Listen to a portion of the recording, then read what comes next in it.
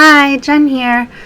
In this episode of Joe Biden is Super Duper Creepy, let's first talk about his campaign of limited exposure and why he might want a campaign of limited exposure. And then we'll get into why he's creepy again. So, the Washington Post has reported that Joe Biden's campaign is running based on limited exposure. Basically, they don't want Joe Biden out there. I don't know if maybe this is Hillary 2.0, but maybe there are health reasons, or maybe it's just because he keeps making gaffe after gaffe, including the one I'm about to show you, and it's more than just a gaffe. This was on May 26th. Senator Bernie Sanders plans to enjoy ice cream with New Hampshire voters to celebrate Memorial Day, but he won't be far from former Maryland Congressman John Delaney, another presidential candidate who's in the midst of his 19th trip to the state, and plans an itinerary that includes 4 barbecues, 1 parade, and a wreath laying.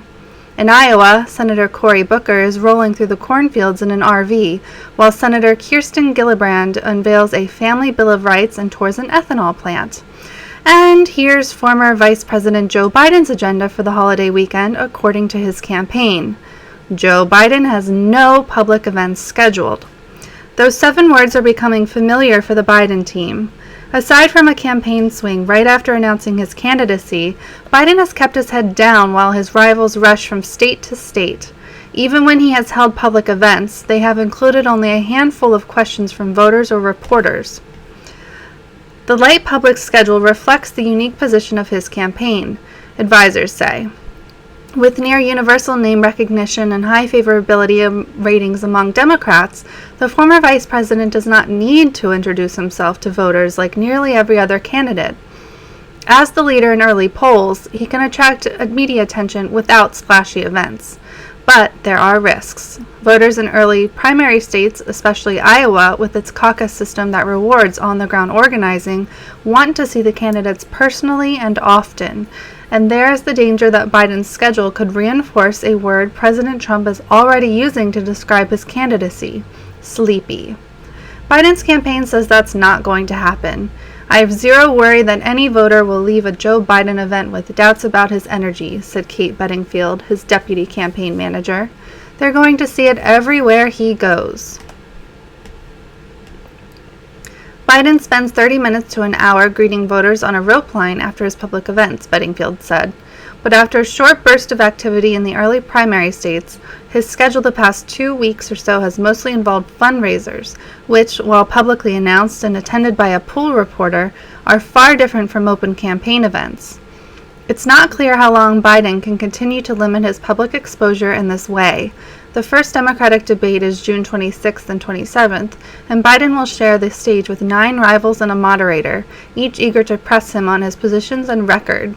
Other debates follow, while influential groups ranging from labor unions to ethnic organizations are hosting multi-candidate events and may not take kindly to being skipped. For now, however, the strategy appears to be working. Biden's carefully crafted 3-part campaign launch went off without an obvious hitch, and the polls so far gave him a comfortable lead in the fractured field of 23 Democratic contenders. Some Democratic strategists say Biden, 76, may be limiting his participation in the freewheeling campaign sessions partly to play down the fact that he is older than the figure they may remember. Voters are going into events with him expecting Uncle Joe, but they come out having seen Grandpa Joe, said Rebecca Katz, a Democratic strategist who favors liberal candidates but is not working for a presidential campaign. She said Biden is benefiting from his association with former President Barack Obama, who remains popular with many Democrats.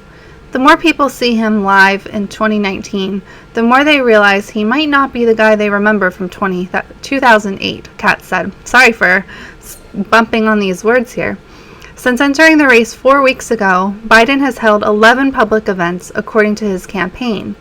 Former Congressman Beto O'Rourke of Texas held nearly 4 times that number in the same period according to schedules, and Gillibrand, who is lagging in the polls, planned 11 stops in Iowa just over the holiday weekend. So we don't have to read the rest of this. My take on why he's limiting his campaign exposure is that people in his campaign know that he makes gaffe after gaffe. He makes mistake after mistake. He misspeaks all the time. He does. It's like he has no social boundaries, and they know that. So that's what I speculate. Other people are speculating that it's due to health issues and that they don't want him to people to be reminded that he's older now, which is kind of ridiculous because obviously we know that he's older and we're still going to see him, we're still going to see his picture on the news. So it's not like they can hide that he's getting older. But what they need to think about is how many mistakes he makes when he is out there in the public eye. How he touches people inappropriately, how he says things that he shouldn't say, all those sorts of things. So the next thing I'm going to show you might be controversial. In isolation, it doesn't look so bad. It's still creepy. It's still something he shouldn't have done, but it's not sexual, let's say. It's not, it's like right at that line of inappropriate, but when you combine it with how inappropriate he's been with children and women in the past, it adds to a growing pile of that inappropriateness, of that not understanding social boundaries, of not understanding 2019, of not understanding people, really. So I'll go ahead and show this to you. It has to do with a little girl, and this is one event that he has attended, shockingly, very recently. And in this event, he was taking questions, a little girl asked a question, and then he banters back and forth with the little girl, and then you'll see what happens. And so I'm curious as to your opinion, if you think, how inappropriate you think this is. It's definitely inappropriate, but I'm very curious about your opinion of the video. Overall, though, I think this is part of why, or a big part of the reason why, or maybe the entirely the reason why he's running a campaign of limited exposure. So let's go ahead and look at the clip, and you can judge for yourself. Let me pull it up here. Make sure my sound is up. Okay. Why am I not seeing the thing to make it bigger? I'll just start playing it. So this is a tweet by Burn for Bernie 20 on Twitter. And Burn for Bernie 20 says, in a cringeworthy moment, Joe Biden tells a little girl at his event today, "I bet you are as smart as you are good looking." Joe proceeds to hold the little girl's hand, lean in close to her face and hair, and places his hands on her shoulders. So let's see this clip. Address, I'm going to write you a longer answer and tell you the exact things I would do, okay? Okay? Promise? I'll bet you're as bright as you're good looking. I tell you what. What's your favorite? Sorry about the buffering. Journalism? Whoa! Whoa! I better be more circumspect in my answers. Those guys back there. Look, come here. Go ahead, the next question.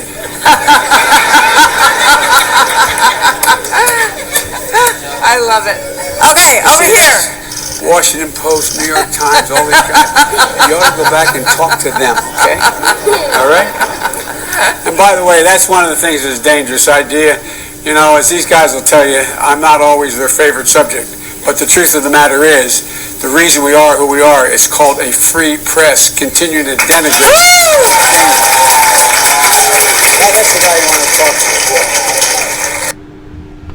I'll play that one more time. request. I'm going to write you a longer answer and tell you the exact things I would do, okay? Okay? Promise? I'll bet you're as bright as you're good looking. I tell you what. What's your favorite subject? Journalism, like. Journalism? Whoa! Whoa! I better be more circumspect in my answers. Those guys back there. Look, come here. Go ahead, the next question.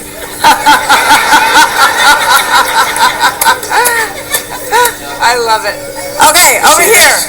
Washington Post, New York Times, all these guys. You ought to go back and talk to them, okay? All right? And by the way, that's one of the things that's a dangerous idea. You know, as these guys will tell you, I'm not always their favorite subject. But the truth of the matter is, the reason we are who we are is called a free press. Continue to denigrate. Now that's the guy you want to talk to. There you have the clip. And let's see. 1 second here. And this source is the AFT Town Hall video, which is on their Facebook page, facebook.com/AFTUnion. So if you want to check that out in full, you can. As I said, it's not overtly sexual. It's not in isolation the most horrible thing that's ever happened. But when you combine it with all the other times Joe has inappropriately touched children, sniffed their hair, kissed them, all the times he's done that to women, massaged women's shoulders, touched women's shoulders, sniffed their hair, kissed them, it's part of that growing pile. And as I said, this might be a big part of the reason why Joe Biden's not out there like the other candidates are, why he's not going from campaign stop to campaign stop. I'm really curious to know what your thoughts are.